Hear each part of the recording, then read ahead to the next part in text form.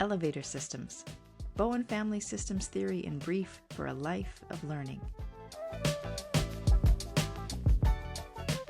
Welcome to Elevator Systems, where we look at ideas and concepts from Bowen family systems theory in brief and understandable ways. Our topic today is a little bit unique for relationships across the lifespan because this relationship dynamic is not bound by any particular time of life. Family rifts can happen at any stage. And joining Katie and I today to talk about this, I would say, important and timely topic is Lisa Moss. Welcome, Lisa. Thank you. Lisa is a licensed clinical social worker and has been in private practice for the past 15 years. She completed postgraduate training at the Center for Family Consultation in Evanston, Illinois, and joined the faculty there in 2013. Lisa's interest in systems thinking goes back to graduate school when Bowen theory just clicked as a natural extension of her social work training. And since then, she's studied family dynamics, marriage, sibling relationships, and human behavior. Before private practice, Lisa worked in hospitals and community agencies, gaining a wide view of how people and families function in different settings. So it's great to have you with us, Lisa. You get the first pitch on Bowen theory and family rifts. Okay. Well, the concept of cutoff, Dr. Bowen's concept, is really useful in understanding estrangement. And I think it's such a timely topic because in pop culture, somehow there's been a lot of talk about going no contact with family. And it's kind of, I think, taken off on social media, but I really understand it in terms of the concept of cutoff, and I think it's so useful. So Dr. Bowen's concept describes the way people manage emotional intensity that exists between the generations, and that's how he thinks about cutoff. To varying degrees, cutoff and connection are kind of two sides of the same coin. Because intensity in relationships can end up in estrangement and family rifts. People escape their families of origin and they think that they are going to be different and they're going to heal generational trauma, or they're going to get away from the toxic, mother or whatever. And what I know from studying Bowen theory is that's not the case. So in the multi-generational family system, working on self in the context of family and staying in a comfortable connection with that family goes a long way towards working on yourself. And when you can be a more mature self in your family of origin, it really benefits all your other relationships. So right now, in this day and age, with so much talk about going no contact, or if you get uncomfortable in a relationship, you should just stop talking. This concept can be really useful to people because it's really about going back to your family of origin, working out your issues on self, and then connecting with your family of origin. So, they say cutoff relieves the immediate tension, but it really doesn't resolve anything. So you can cut off, but really it doesn't change anything. If you can't manage the intensity with your family of origin, you probably are going to bring that inability to manage the intensity to other parts of your life, even work relationships, friendships. The benefit of thinking about theory is it really pushes back on this idea that the best way to resolve tensions in a relationship is to avoid contact.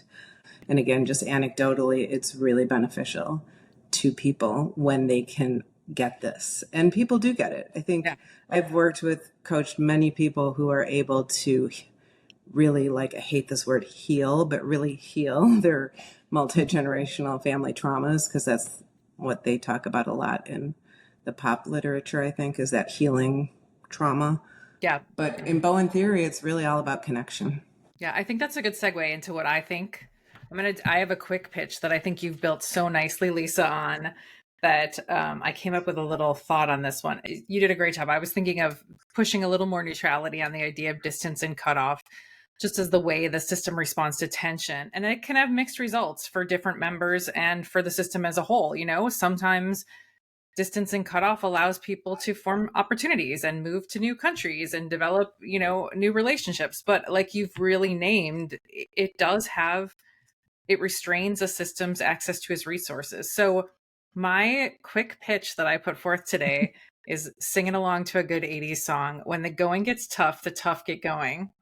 And I think the reason I chose that is because I think it could mean two things. It could mean people leave and just take off. They just leave and don't stay in contact. But actually, in my research of the origin of that term, it really actually means the tough get going and like they start to work harder. And so getting going can have this dual reason, which I think is a good description for what happens in family rifts. Some people take off and don't come back, and other people, especially if they're in contact with a Bowen coach, will be thinking about how do we get back in touch with that system, and how do we learn to regulate ourselves in the context of that system. So that was where my pitch is, and hopefully I'm all leaving you singing some songs in your head. I won't sing. Dixie, what have you got? I have a 2-sentence pitch and then some exposition. So mine is, the problem is not the problem. The problem is the process around the problem.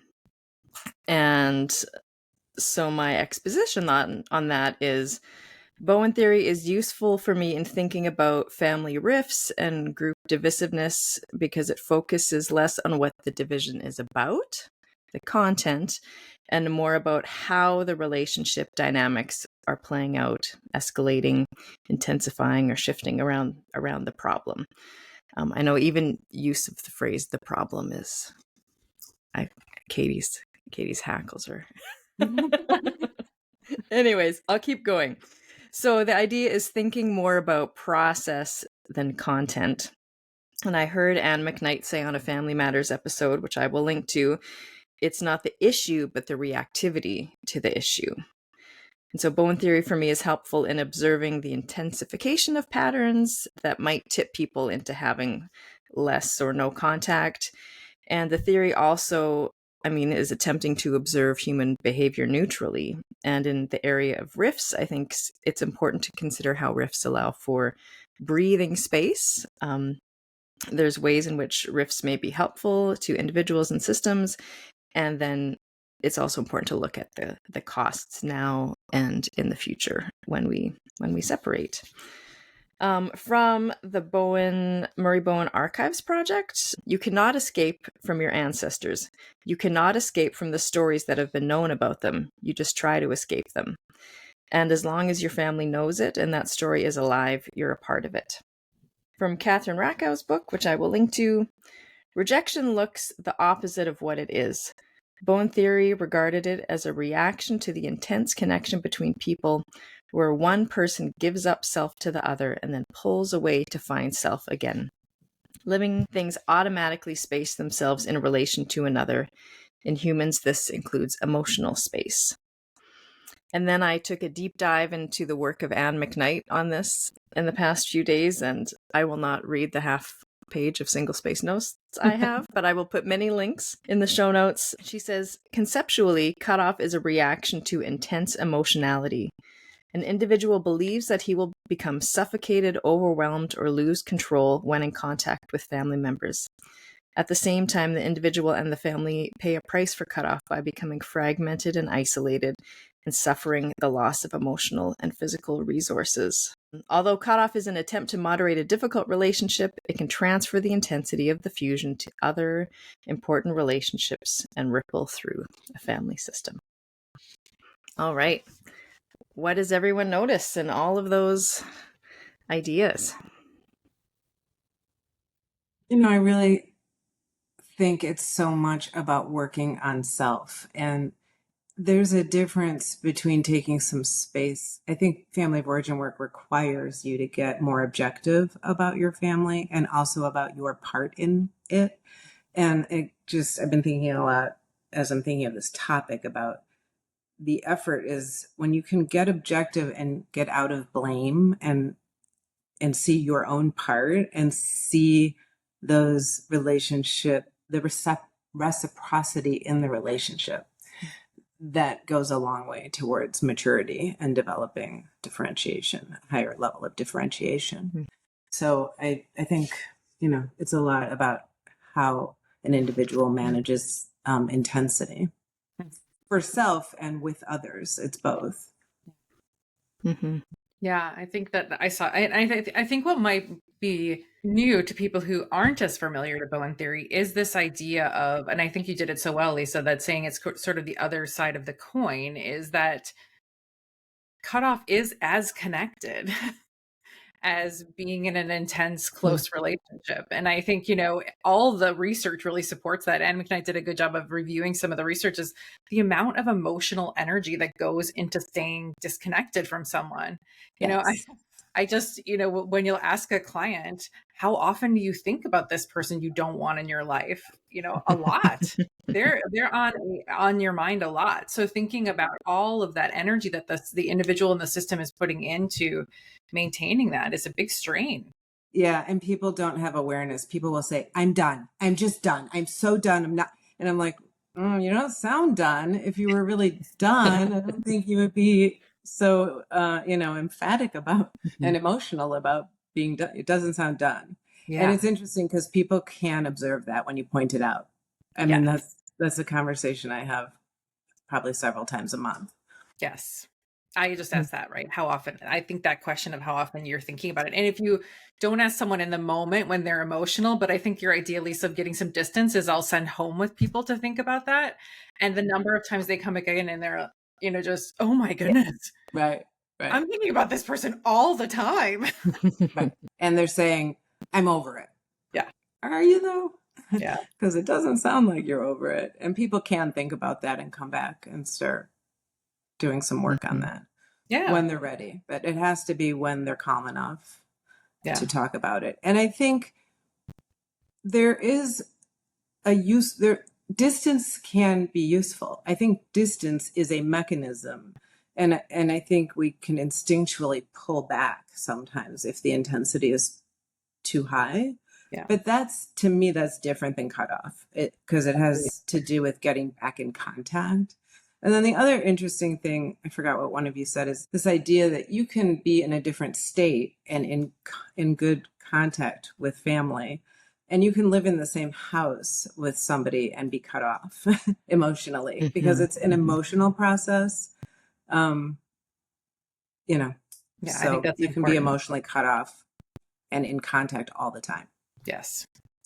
Yeah. I don't know if anyone disagrees with that. No, I would agree. I think that's important. And I think this is the stuff that's hard to define. I think some of the stuff and how does it look in the system? And I always love that question about, or that observation that Dr. Kerr, I think it's in the Secrets book where he says you can't see emotional process in the family, but you can see the response of the people, like the wind. You can't see the wind, but when it moves through the trees, you can see. And I think this estrangement and cutoff is one of the ways which a person or a clinician can see the emotional process moving through the system. Mm-hmm. It's hard. I have a very, not silly, but just non-real life example. I rewatch the Gilmore Girls as I go about, folding laundry, etc. And I was thinking about the use of family riffs or relationship riffs to drive plots in 90s and 2000s television. Like that, the Ross Rachel, they're together, they're not. Like that is what they used. And it's pretty formulaic back in the day. But I mean, the episode I was just watching, as soon as Rory and Lorelai, the main characters, are back together again, a new character has appeared that is going to divide Lorelai and her boyfriend, and just so how it shifts. Well, and that speaks to also, we should definitely mention triangles, right? Because I think triangles and the intensity in a triangle in a 3-person system can actually also contribute. I see situations where a parent gets over involved with siblings and maybe creates cutoff with siblings where a parent can be contributing to, you know, a Mhm. rift in the family unknowingly, actually. I think usually with completely oblivious. Mhm. But I think the triangle is always important to look at because Yeah. it is often the mechanism that people use, and it can blow up, but you can step in it very easily Yeah, and I end up think, in. and it's so common. I think, I one of my guilty pleasures is reading the advice column in the Washington Post, Carolyn Hacks, and just Yes, yeah, the number of times yeah, that you have these family situations where another family member will come in to share their truth. That's yeah. my current pet peeve about the internet, Mhm. sharing their truth with everyone, and then Yes, how that can really just blow up the yeah, system when one person yeah, kind of comes into it. yeah, definitely. And how do you watch Mhm. that? How do you watch, I think the thing that I try and be disciplined about as a clinician, how do I step back for that and not get content focused on that incident, but just be Yeah. really interested in what was going on around that? Let's pull up a timeline. Let's think about this in a multi-generational process, or even just a timeline process, why that person entered that triangle at that moment to kind of create this big bomb in the system. Mm-hmm. Mm-hmm. Yeah, and I also, that gets me thinking about how many diagrams you see the pattern that if in 3 generations, usually it's on one, sometimes both sides, but there's a lot of cutoff in the generations above. Yeah. It definitely is observable, that it gets passed down through the generations. Hmm. Because I think, your first place you learn how to be in contact with other relationships is in your family of origin. And if dad doesn't speak to one living member of his family, that is going to get transmitted one way or another to the next generation. Yeah. And when people look at a diagram for the first time and notice that, I think it's really can be very powerful for people Yeah. Yeah. to start working on self and understanding self in the context of the family emotional system. Yeah. And we live in this individual. I think that's where the acceptance of just cut off, just be, someone makes you uncomfortable, stop talking to them. Because it's just individual thinking. It's not systems thinking. Yeah. And it's hard work. I mean, I think the part that, and I think there's one of the things I wanted to make sure we said on this is I think there's real reasons that people would choose not to have contact with their family that make a lot of sense, right? Safety reasons. There's a Yes. lot of reasons. And I think um, that makes sense. It's justified. I would never tell anyone to, walk back into an abusive family, but to think about how you want to manage life with that. Yeah. What are your other options? We had Marina Martinez on the podcast, who I've kept using her phrase of, if you don't necessarily need to go to the heart of the system, how do you just touch the outsides? And I love that, like just an outside connection. I have a client who was unwilling to kind of go back into her family where a lot of challenge and abuse happened, but she got in touch with a parent's good friend, like a best friend. And Mm-hmm. see, even that touching the outsides of that Mhm. system shifted something. Yeah. And there's a big difference, I think. Obviously, physical abuse is like a non-starter, right? Like that's different. But I think a lot of what we hear about is so much gets labeled now as emotional abuse. Yeah. And you can like call anything emotional abuse. Yeah.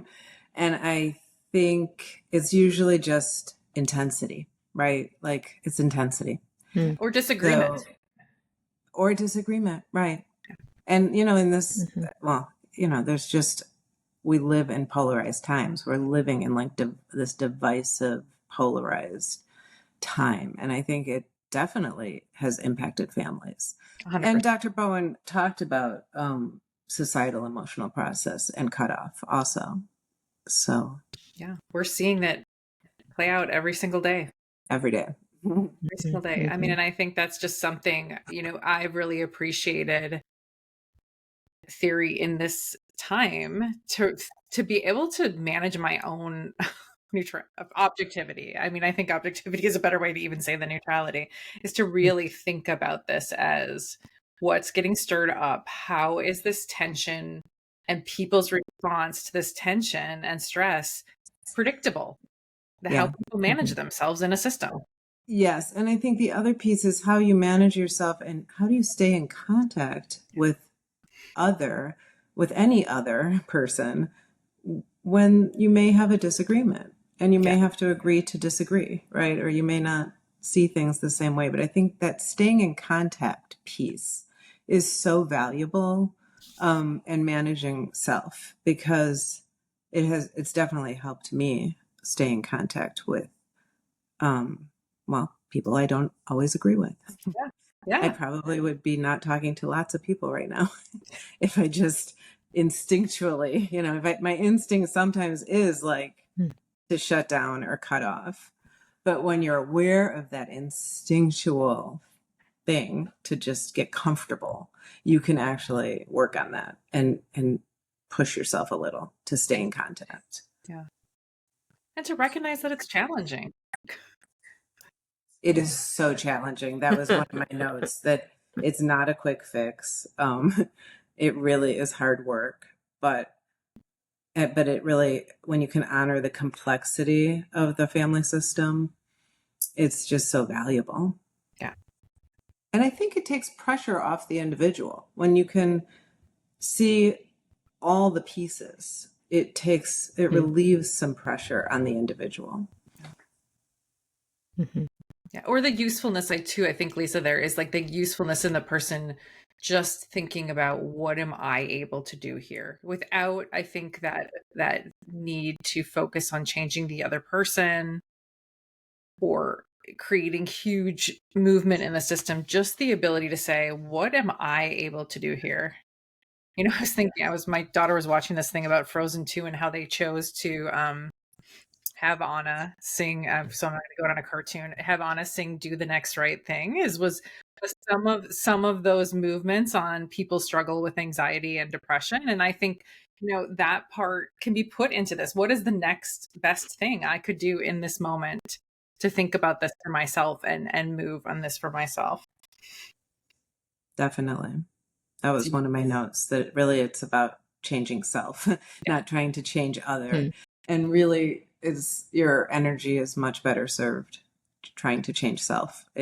People bang their heads against the wall trying to change the other. And I think that's a lot of what this work is about, is just what are your options as an individual. And people feel really empowered, I think, when they start to realize they do have options and they can have some more agency and not be pushed around, while also honoring how powerful the instinctual emotional process is, right? Like I'm sure, I know I've been at this a long time and I can still get swept away in an emotional reaction to one of my kids or to a parent, right?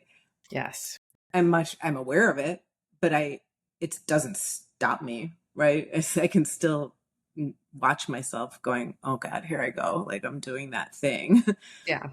And until you can get clear for yourself again, calm down enough to say, okay, wait, I don't actually have to get reactive right now. Lisa, I think that's really important. I don't think we say that enough on this podcast in thinking about the work on differentiation is the element that it's, I think work on differentiation isn't necessarily going to instantly change nature or the way or the nervous system or how it works. I think just you have more resources available to you. Yes. And I have found it really useful to think about that, like even about like when I came to understand triangles aren't good or bad, they just are. Yeah. Right. I think it's kind of the same with even a rift or an estrangement. Sometimes it just emerges out of the intensity in a system. It doesn't mean you can't do something about it when you put your mind to it, but just on the pure natural process, it may just be inevitable in many situations. Yeah. And what are your choices? I mean, I was going to do my example here. I had a big example from thinking about COVID times, but last night I was watching an episode of The Bear. I don't know if anyone watches that show. It's a good family show. Um, but it has nice family dynamics where people really, I think they slow the production down enough to look at choices. And my dream would be, I'd love to see a family diagram, because you only meet the parents and the children, Mm-hmm. and you don't get to meet what's going on before that. But just the pause, there was a scene last night where there was a triangle where the mom asked, so sorry, I don't think this is going to ruin it for anyone. The mom of the main character, the bear, talked to her daughter, saying there's this photo book that mom says you found that she wants to see. And he ignored his sister the first time. He kind of tried to change the subject. He did all these other things. And then there's this scene of him sitting in front of his mother's home with this box. And I think it's those little choices, and it's deciding, does he turn the corner? Does he go into that house? And those little choices of work on, how do I want to manage myself in front of, in this case, a very intense relationship? And what am I willing to do there? And how do I hold on to my own with that? And I think I liked that scene because it was just these little choices. Same episode, there was a guy who lost a mother, and he was about to go meet his dad, and he walked up to the door and changed his mind. And I think, just thinking of all these small choices that we make and can think through about these challenges in families. So there's my plug. That has a lot of good examples to think of family stuff. A nice picture of Chicago for Lisa sitting here. I know. I think I watched half of one episode. I need to get back to that one. It's very intense. I'll check it out. I always say I can't watch drama because I sit in my office all day managing intensity, and I can't watch any drama. If it's not funny, I can't watch it. Okay, so this one. That's how I manage myself. There you go. There's one of our take-home tips. Yes, I've already said, I think on a couple episodes, that I have tried and tried to watch that show, but I can't even handle the conflict in Mrs. Doubtfire. So, Yeah. yeah. I mean, I do. I do listen to it all day. I mean, Yeah. My whole day is family drama. So I always say I don't need a sitcom. I need a sitcom to make it funny. I don't need a family drama to Right. stress me out. But it is, you can observe theory. I mean, movies and TV shows are fun sometimes to watch. I mean, my favorite show that I pull out for clients all the time is Everybody Loves Raymond. I mean, I think they just really nailed the family dynamics. You can find every concept in Bowen theory in that show, and it's comical and it's sweet. So I think it's useful for people sometimes to see it, to find it in a show, right? Or in something funny. And maybe they can bring a little humor to their system then. Yes, it lightens things up. And it also just shows how universal it is. Yeah. These dynamics are just so predictable and so universal. And I think the longer you observe theory and you stay grounded in theory, the more, and I've been doing this for so many years now, and you just see it's really not personal. It really is somewhat predictable. And Right. And it really is not, it's like you were saying, Dixie, it's not the content. It doesn't matter what the fight was about. It's the process of how people manage self in relationship to other. Yeah. And that's what this is. They're observations, right? Just observations someone made that other people have continued to observe and think through. Yeah, definitely. Yeah, I think the systems lens takes it beyond the two people having the disagreement.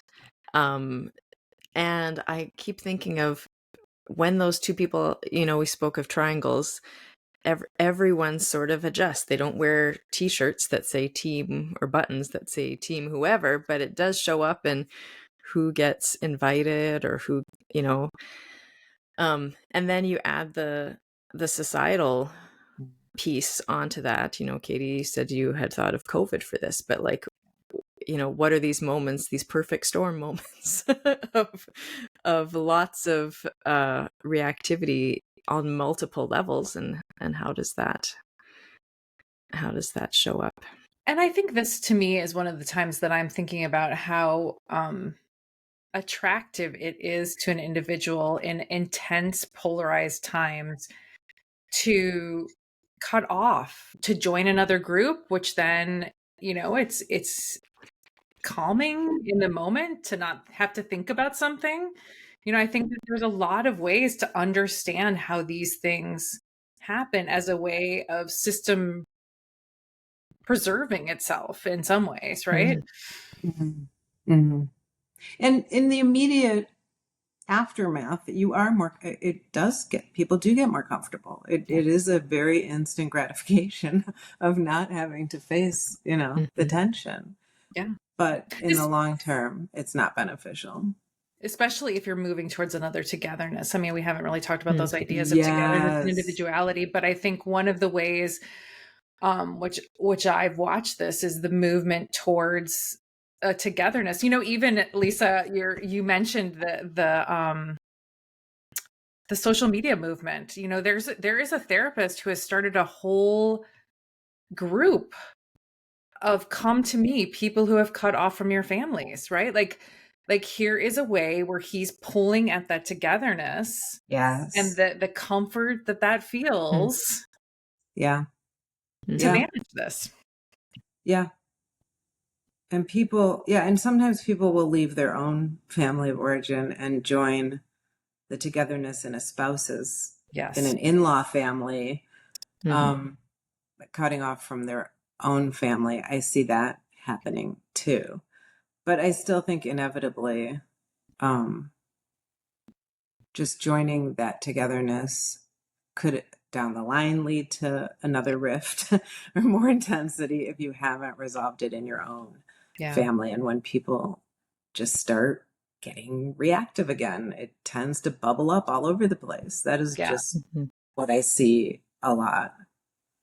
And I think that example is a useful one in saying that, I think one of the ways you watch this in families where you said it, Lisa, that it becomes a really available option to people. When the generation before has cut off, they move into that in-law family. And then there's something about that in-law family that they don't agree with. Mm-hmm. They cut off from that family. And I think you watch this in a multi-generational way. Definitely. I found a quote. I'm not sure. I think it's Monica McGoldrick, but I'll have to confirm. And it says, "We would all like to be ourselves in our families, to have them accept us for who we really are. But we may lose sight of the prerequisite that we accept them for who they really are, getting past the anger, resentments, and regrets of not being a family like the Brady Bunch." And I think that's what you guys are speaking to is leave there, go to this idealistic, better place until we realize that everyone there is human. And of course, the work is just how do we all be human together? Yes, and it's interesting. I think people are often attracted to a potential mate, if the appearance of the other family system is either calmer or closer, whatever that means. Mm. But when you get to know the system, right, when you actually get into that system and you get more objective, you can really see that there may be different dynamics playing out, but one's not usually Right. better or Right. worse. Yeah. It's just varying degrees of some of the same themes. Yeah. And that's when people tend to run into some marital problems, I find. Yeah. Right. Yeah. Right. I agreed with you, Lisa. You started this, I think, today saying we could talk about this all day because I think it's one area where so many of the other concepts. I mean, we're talking about the mechanisms, we're talking about differentiation, we're talking about cutoff, we're talking about lots of different things that I think show up in how these families go about managing themselves. Yeah. And just the dance of togetherness and separateness, right? The ultimate conflict of being separate self and also staying in, I think it's Dr. Papero who uses the term comfortable emotional contact. And like, what does that mean? Yeah. And it's different for everybody. Yeah. I think comfortable is not an objective term, right? It's pretty subjective. So that gets complicated. And I always think about that has to be different for everybody. Yes. And then there has to be some tolerance in a system to accept, I think what you were just speaking to, that everybody has varying degrees of togetherness desire or needs. You know, Mhm. people are introverts, people are extroverts, people get drained by too much contact. Some Mhm. people, other people need it and it's their lifeline. And how do you find that balance without getting into cutoff? Yeah. Mhm. Yeah. Or blame and all the, yeah. What about takeaways, ideas for people? I'm going to put probably like 1,000 things in the show notes because there's just many. We had 2 episodes in previous seasons. Anne McKnight, Kathleen Smith has some good articles. So there's going to be lots of things people can check out. Yeah. I mean, I think the takeaway for me is just the value of family of origin work. I'm just working on self and looking at using the multi-generational family diagram, obviously, for the basis for working with any individual who's struggling with any relationship. I never understand how people can work with a couples counselor that's not grounded in systems thinking because I don't get it. Like how you can isolate a couple Yeah. without looking at both diagrams on either side. So that's just always my takeaway. Yeah, I have 2 takeaways. One is this article in the Australian New Zealand Journal where Anne McKnight talks about a lot of things, and I'm going to give a quote from it to end my section. The effort towards self differentiation and self regulation while connecting to family creates the possibility of the family system becoming more flexible and adaptable in the present and for future generations. And I think that kind of summarizes a little bit of what I think we talked about and worked on here. My other takeaway that I'm going to have Dixie put in the show notes is Hassan Minaj does a podcast where he had Gabor Mate on. It's probably not that recent now, but I thought they, without knowing Bowen theory, did a great job of talking about the challenge of just being a self in your family and how you talk about the past. And so I'll have Dixie link that because I thought it was a useful and really honest, hard discussion. Great. Thank you. Yeah. Thanks for joining us, Lisa. Thank you for having me. This was fun. Yeah, I think it's a timely topic in our world these days, so I hope our listeners have taken away some things to think about and observe in you as you go out into your relationships. This podcast is produced by Living Systems, a nonprofit organization in Vancouver offering counseling and training programs in Bowen family systems theory across Canada.